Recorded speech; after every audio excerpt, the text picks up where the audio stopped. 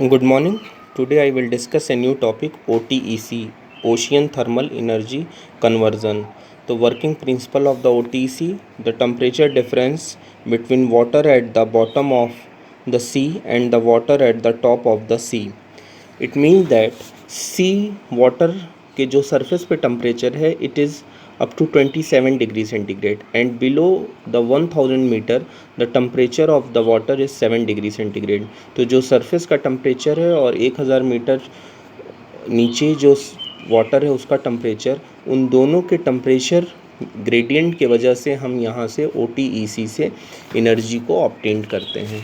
तो it's working principle is the difference between water at the bottom of the surface and the water at the top of the surface. OTEC की efficiency को हम लोग कैसे calculate करते हैं?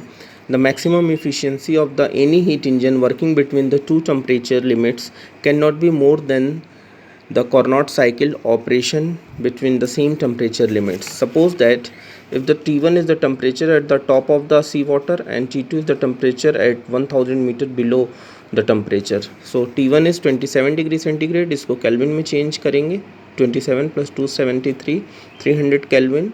अब जो T2 टेम्परेचर है 7 डिग्री सेंटीग्रेड जिसका वाटर का टेम्परेचर था उसको हम केल्विन में चेंज करेंगे, that is 280 kelvin. We know that the efficiency of the Carnot cycle that is 1 - T2/T1. T2 की वैल्यू पुट करेंगे 280 और T1 जो है वो 300. Solving this we obtain that 6.7, it is approx to 7%. So by the Carnot cycle efficiency formula we calculate the OTEC efficiency and it is up to the 7%. Eta Carnot is 7%. Actual efficiency of the Carnot cycle is lesser than the Carnot efficiency. So ocean thermal energy conversion efficiency is equal to the EF into Carnot efficiency, where EF is the factor relative efficiency and its value is lies between the 0.4 to 0.6. So this is the efficiency for OTEC. The environment effect of the OTEC. तो basic जो environment effect होता है इस OTEC electricity obtain में, these are the 3 marine environment affected. हम लोग generally देखते हैं कि शिप्स का बहुत मूवमेंट होता है सी में, तो एक जगह से दूसरे जगह हम एक सामान को ले जाते हैं, तो मैराइन जो है वो अगर हम OTEC का प्लांट सेट कर देंगे तो वहाँ से जो मूवमेंट्स है शिप का वो अफेक्टेड होगा. Second is the release of the toxic chemical from intake pipe. जो टॉक्सिक गैसेस होती हैं वो ह्यूमन हैजार्डस होती हैं और एज वेल एज जो केमिकल्स उससे निकलते हैं वो पाइप्स के सरफेस पे जाके इकट्ठा हो जाते हैं, तो वो पाइपलाइन जो है वो ब्लॉक कर जाती है. तो release of the toxic chemical from intake pipe. Third is the lower down the production rate of the fishes.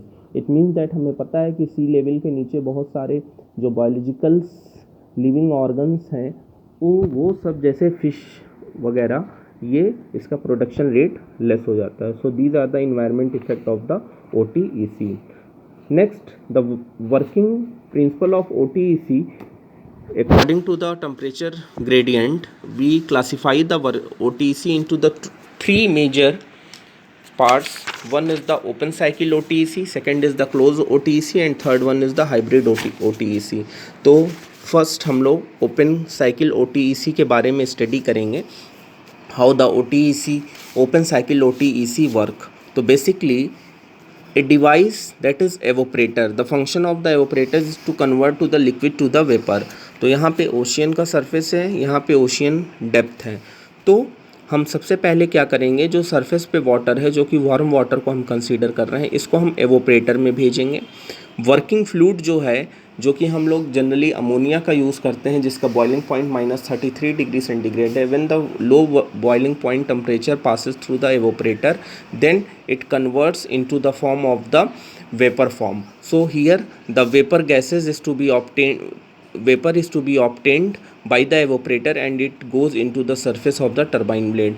जब स्टीम टरबाइन के ब्लेड पे आएगी तो टरबाइन की ब्लेड जो है वो मूव करना शुरू कर देगी. जैसे ही टरबाइन की ब्लेड मूव करेगी हमें मैकेनिकल एनर्जी मिलेगी. मैकेनिकल एनर्जी के हेल्प से हम लोग इलेक्ट्रिकल एनर्जी को ऑब्टेन कर लेंगे. टरबाइन के साथ हमने एक कंडेंसर लगा दिया. कंडेंसर का काम क्या होता है, जो कंडेंस करती है स्टीम को और ठंडा करने के बाद वो वाटर में कन्वर्ट करती है। तो ठंडा करने के बाद ये ओशियन डेप्थ में चला जाएगा और जो वर्किंग फ्लूइड है उस टेम्परेचर पे, जिसका टेम्परेचर लेस है, उसको वर्किंग फ्लूइड के थ्रू, जो मीडियम के थ्रू, ये एवोपरेटर में भेजेगा। तो by the open cycle OTEC the important component is the evaporator. So this is the working of the open cycle OTEC. Next is the closed cycle OTEC. In the closed cycle OTEC, the only one difference is that in the place of evaporator, we obtained a heat exchanger from the water sea surface पे जो भी water है उसको हम heat exchanger में भेजेंगे। Heat exchanger जो है उसके टेम्परेचर को लेस करेगा और यहाँ से फेरॉन, लिक्विड फेरॉन को हम बाई पम्प के मीडियम से हीट एक्सचेंजर में भेजेंगे। तो हम जानते हैं कि फेरॉन का बॉइलिंग पॉइंट जो है वो कम होता है। जैसे ही ये 27 डिग्री सेंटीग्रेड के कांटेक्ट में वाटर के आएगा, that it generates the steam and that causes the vapour. तो जैसे ही हमें वेपर मिलेगा, simple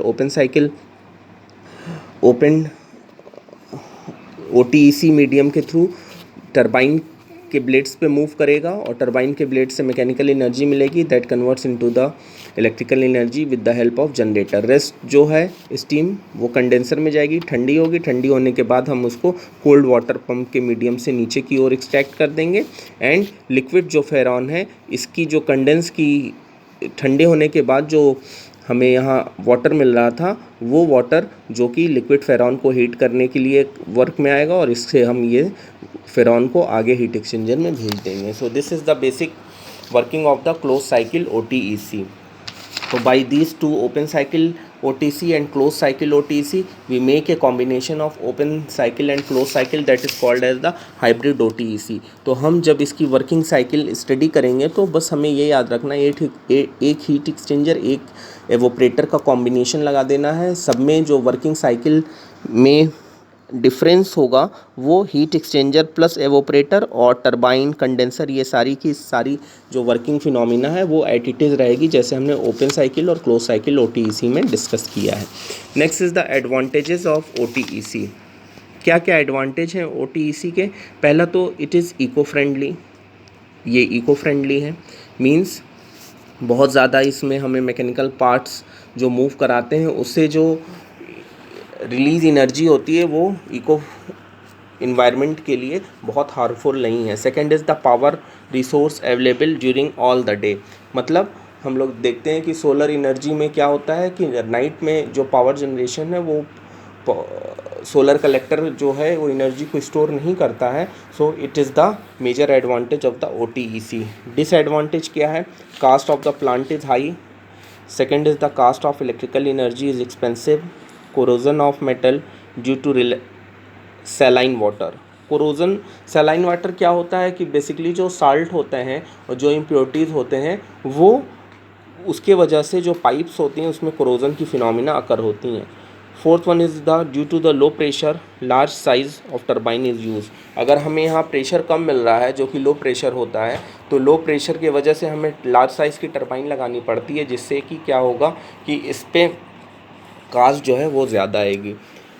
fifth one is the working fluid is expensive. जो हम वर्किंग फ्लूइड यूज़ करते हैं, लो बॉइलिंग टेम्परेचर जिसका होता है, लो बॉइलिंग पॉइंट, उसी फ्लूइड को हम यूज़ जनरली करते हैं. The applications of the ocean thermal energy conversion for cooling, green house effect, air conditioning system. जो एयर कंडीशनिंग सिस्टम है, क्योंकि 1000 मीटर जो टेम्परेचर है वो 6 to 7 डिग्री सेंटीग्रेड है, तो हम इसको as a air conditioning system का यूज़ में ला सकते हैं. Second is the deep sea cold water is rich in nutrients and can be used for various applications. And third one, act as a chemical treatment plant. So these are the applications in the ocean thermal energy conversion. So in this video we discuss about that how the working cycle of the OTEC, the classification, open cycle OTEC, closed cycle OTEC, its advantage, disadvantage and its applications. तो basically हमें बस जो main इसकी working principle है उसको याद रखना है कि सरफेस पे जो टेम्परेचर है वो 27 डिग्री सेंटीग्रेड है, उसके 1000 मीटर नीचे जो टेम्परेचर है वो 7 डिग्री सेंटीग्रेड है. दोनों के टेम्परेचर डिफरेंस को with the help of working fluid open OTEC में हम एवोपरेटर का यूज़ करेंगे, क्लोज साइकिल OTEC में हम लोग हीट एक्सचेंजर का यूज़ करेंगे। So these are the basic working principle of the open cycle and close cycle OTEC। तो इस वीडियो में हम इतना ही डिस्कस करते हैं, नेक्स्ट वीडियो में हम नेक्स्ट टॉपिक को कैरी करेंगे। Thank you.